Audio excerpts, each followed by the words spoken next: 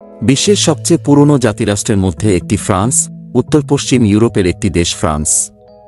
এটি ঐতিহাসিক ও সাংস্কৃতিক দিক থেকে পশ্চিমা বিশ্বের সবচেয়ে গুরুত্বপূর্ণ জাতির একটি। আয়তনের দিক থেকে ফ্রান্স ইউরোপের তৃতীয় বৃহত্তম দেশ, আর জনসংখ্যার দিক থেকে এটি ইউরোপের চতুর্থ বৃহত্তম দেশ। ফ্রান্সের প্রধান নদীগুলি হল সেন, লোয়ার, গারন এবং রোন। ফ্রান্স নগরভিত্তিক দেশ। জনসংখ্যার প্রায় 3/4 শহরে বাস করেন। প্যারিস ফ্রান্সের রাজধানী ও সবচেয়ে গুরুত্বপূর্ণ শহর। ফ্রান্সের সবচেয়ে ঘনবসতিপূর্ণ অঞ্চল এই প্যারিসে প্রায় 1 কোটি লোকের বাস। ফ্রান্সের অন্যান্য বড় শহরের মধ্যে আছে লিও। ফরাসিরা বিশ্বের সবচেয়ে স্বাস্থ্যবান, ধনী ও সুশিক্ষিত জাতির একটি। ইউনিক ইনফো বাংলাদেশের আজকের ভিডিওতে ইউরোপের দেশ ফ্রান্স নিয়ে বিস্তারিত জানানোর চেষ্টা করব, তাই ভিডিওটি না টেনে সম্পূর্ণ দেখতে থাকুন।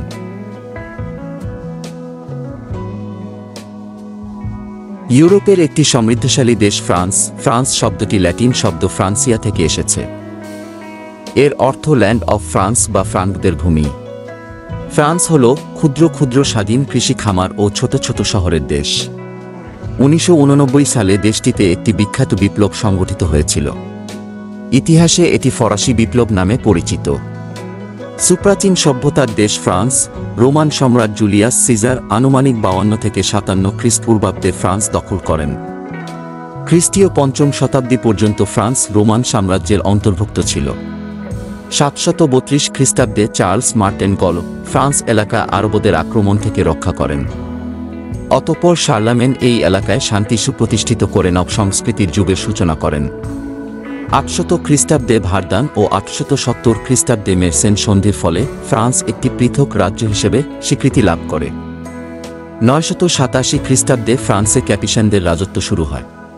1337 খ্রিস্টাব্দে ফ্রান্স ইংল্যান্ডের বিরুদ্ধে শতবর্ষব্যাপী 1337 থেকে 1453 খ্রিস্টাব্দে যুদ্ধে জড়িয়ে পড়ে। এই যুদ্ধের ফলে ফ্রান্সের গৌরব ও জাতীয় অস্তিত্ব বিপন্ন হয়ে পড়ে। তথাপি ষোড়শ ও সপ্তদশ শতকে সভ্যতা ও সংস্কৃতির ক্ষেত্রে ফ্রান্স অনেক দূর এগিয়ে যায়। 1789 সালে ফরাসি বিপ্লবে রাজতন্ত্রের অবসান ঘটে।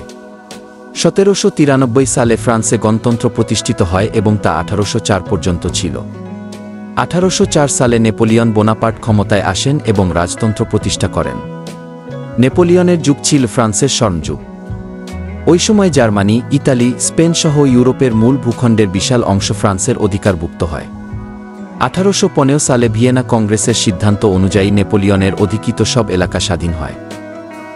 বিশ্বযুদ্ধের পর ফ্রান্স তার ধূলিসাৎ অর্থনীতিকে আবার গড়ে তোলে এবং বিশ্বের একটি প্রধান শিল্পরাষ্ট্র হিসেবে আবির্ভূত হয়।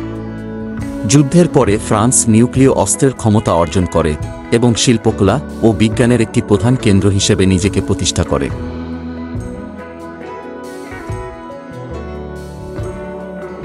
ফ্রান্স ইউরোপীয় ইউনিয়নের অন্যতম প্রধান সদস্য। ফ্রান্স জাতিসংঘের নিরাপত্তা পরিষদের 5 স্থায়ী সদস্য দেশের একটি এবং এর ভেটো প্রদানের ক্ষমতা আছে। ফ্রান্স নগরভিত্তিক রাষ্ট্র। জনসংখ্যার প্রায় 3/4 শহরে বাস করেন। প্যারিস ফ্রান্সের রাজধানী ও সবচেয়ে গুরুত্বপূর্ণ শহর। ফ্রান্সের সবচেয়ে ঘনবসতিপূর্ণ অঞ্চল প্যারিসের বৃহত্তর মহানগর এলাকাতে প্রায় 1,25,00,000 লোকের বাস। এটি বিশ্বের অন্যতম গুরুত্বপূর্ণ বাণিজ্যিক ও সাংস্কৃতিক কেন্দ্র। ফ্রান্সের অন্যান্য বড় শহরের মধ্যে আছে লিজো, যা উত্তর সাগর ও ভূমধ্যসাগরকে সংযোগকারী প্রাচীন রোন উপত্যকায় অবস্থিত। আরও আছে মার্সেই, ভূমধ্যসাগরের উপকূলে অবস্থিত একটি বহুজাতিক সমুদ্রবন্দর। গ্রিক ও কার্থেজীয় বণিকেরা খ্রিস্টপূর্ব 6ষ্ঠ শতকে এ শহরের পত্তন করে। বন্ধুরা, আপনারা জেনে থাকবেন ফরাসিরা বিশ্বের সবচেয়ে স্বাস্থ্যবান, ধনী ও সুশিক্ষিত জাতির একটি। দেশটিতে একটি পূর্ণাঙ্গ সমাজকল্যাণ ব্যবস্থা রয়েছে, যা প্রতিটি ফরাসি নাগরিকের ন্যূনতম জীবনের মান ও স্বাস্থ্যসেবা নিশ্চিত করে। বেশিরভাগ ফরাসি নাগরিক ফরাসি ভাষায় কথা বলেন। খ্রিস্টান ধর্মের রোমান ক্যাথলিক ধারা এখানকার মানুষের প্রধান ধর্ম। সরকারি ও প্রশাসনিক ক্ষেত্রেও ফ্রান্স প্রভাব রেখেছে। ফ্রান্সই প্রথম বিশ্বকে ফরাসি বিপ্লবের মধ্য দিয়ে গণতন্ত্র উপহার দেয়। ফরাসি বিপ্লবের আদর্শে উজ্জীবিত হয়ে বহু প্রজন্ম ধরে বিশ্বের অন্যত্র অনেক সংস্কারবাদী ও বিপ্লবী আন্দোলন ঘটে।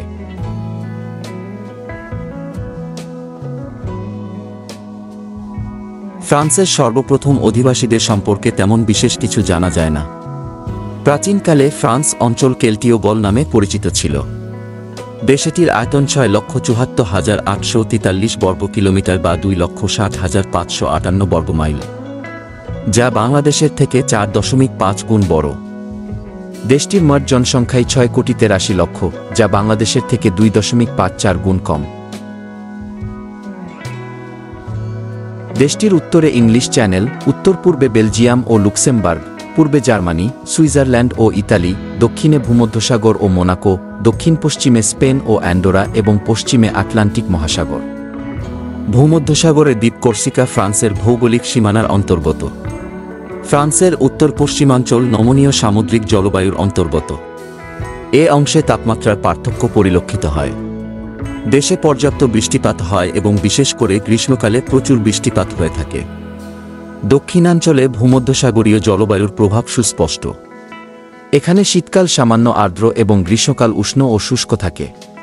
পূর্বাঞ্চলে মহাদেশীয় জলবায়ু বিরাজমান। এ অঞ্চলে বজ্রবৃষ্টি ও ঝড়ের প্রকোপ বেশি। বার্ষিক গড় বৃষ্টিপাতের পরিমাণ 786 মিলিমিটার 31 ইঞ্চি, প্রায়। গড় তাপমাত্রা জানুয়ারিতে 3 ডিগ্রি ও জুলাইয়ে 18 ডিগ্রি সেলসিয়াস। দেশটির সঙ্গে বিশ্বের অন্যান্য দেশের সুসম্পর্ক রয়েছে। এই দেশের পাসপোর্ট থাকলে বিশ্বের 125টি দেশে বিনা ভিসায় ভ্রমণ করা যায়, যা পাসপোর্ট শক্তি সূচকে তৃতীয় স্থানে রয়েছে। ফ্রান্সের মোট দেশ উৎপাদনের মূল্য 2500 কোটি মার্কিন ডলারের বেশি। ফলে ফ্রান্স ইউরোপের তৃতীয় বৃহত্তম ও বিশ্বের ষষ্ঠ বৃহত্তম অর্থনীতির দেশ। কৃষিদ্রব্য উৎপাদনে ফ্রান্স ইউরোপের সবচেয়ে গুরুত্বপূর্ণ দেশ। এটি মূলত খাদ্যশস্য, ওয়াইন, পনির ও অন্যান্য কৃষিদ্রব্য ইউরোপ সহ সারা বিশ্বে রপ্তানি করে। ফ্রান্স ভারী শিল্পের দিক থেকেও বিশ্বের প্রথম সারির দেশ। এখানে মোটরযান, ইলেকট্রিক যন্ত্রপাতি ও রাসায়নিক দ্রব্য উৎপাদন করা হয়। ফ্রান্স সরকার কর্তৃক নিবন্ধিত কোম্পানির সংখ্যা 29 লক্ষ। সেই হিসেবে দেশটিতে প্রতি 12 জনের জন্য একটি করে কোম্পানি রয়েছে।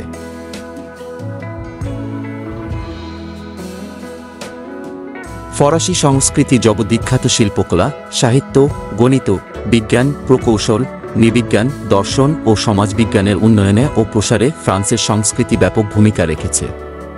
মধ্যযুগ থেকেই প্যারিস পাশ্চাত্যের সাংস্কৃতিক জীবনের কেন্দ্রবিন্দু। ফরাসি রন্ধনশৈলী ও পোশাকশৈলী বিশ্বের সর্বত্র অনুসৃত হয়। উচ্চশিক্ষার জন্য বিভিন্ন বিশ্ববিদ্যালয়ে bachelor, masters, post graduate diploma, diploma certificate course, PhD সহ বিভিন্ন পর্যায়ের কোর্স পদ্ধতি চালু রয়েছে। সাধারণত ব্যাচেলর কোর্সের মেয়াদ 4 বছর, মাস্টার্স কোর্সের মেয়াদ 1 বছর ও অন্যান্য কোর্স বিভিন্ন মেয়াদে পরিচালিত হয়। উচ্চশিক্ষার্থে এদেশে নিজ দেশ ও অন্য দেশের শিক্ষার্থীদের সুযোগ সুবিধা প্রায় সমপর্যায়ের। এখানে শিক্ষাবর্ষ শুরু হয় সেপ্টেম্বর বা অক্টোবরে এবং শেষ হয় মে-জুনে। ফ্রান্সে পড়ালেখার ভাষা ফ্রেঞ্চ, তাই এদেশে উচ্চশিক্ষা গ্রহণে শিক্ষার্থীদের অবশ্যই এ ভাষা জানতে হবে। তবে শুধু ফ্রান্সে আমেরিকান ইউনিভার্সিটি অব প্যারিসে ইংরেজিতে শিক্ষালাভের সুযোগ রয়েছে। দেশের অধিকাংশ অধিবাসী খ্রিস্টান। এদের মধ্যে 90% রোমান ক্যাথলিক, 3% প্রোটেস্ট্যান্ট, 4% মুসলমান, বৌদ্ধ 1%, ইহুদি 1% ও অন্যান্য 1%। ইংরেজি নববর্ষ পালনকে ঘিরে দেশটিতে গাড়ি পোড়ানো দীর্ঘদিনের এক ধরনের ঐতিহ্যে পরিণত হলেও গত বছরের তুলনায় চলতি বছর গাড়ি পোড়ানোর ঘটনা প্রায় 10% কমেছে। জাতিসংঘের মতে 2012 সালে প্রায় 83 মিলিয়ন পর্যটক গেছেন ফ্রান্সে। অথচ দেশটির মোট জনসংখ্যাই হল 68.3 মিলিয়ন।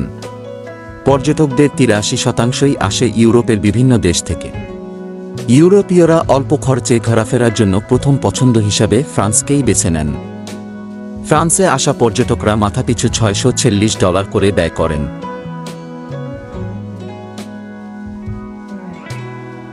ফ্রান্সে মোট বাংলাদেশির সংখ্যা 15 থেকে 20 হাজারের মতো হবে।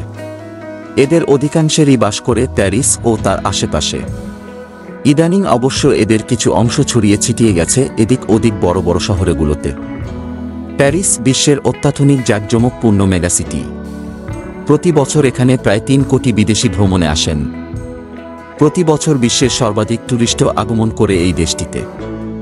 অসংখ্য অফিস, আদালত, ব্যবসা প্রতিষ্ঠান, হোটেল, রেস্টুরেন্ট, ক্যাফেবার এই অসংখ্য বিদেশির কর্মসংস্থানের সুযোগ করে দিয়েছে। অনেক অবৈধ বাংলাদেশিও কাজ পেয়ে যাচ্ছে। বিমানের ঢাকা প্যারিস ফ্লাইট বন্ধ হওয়ার পর এখন লন্ডন হয়ে আসে। ইউরোপীয় ইউনিয়নের দেশ ফ্রান্সে আনুমানিক 50 লাখ মুসলমানের বাস।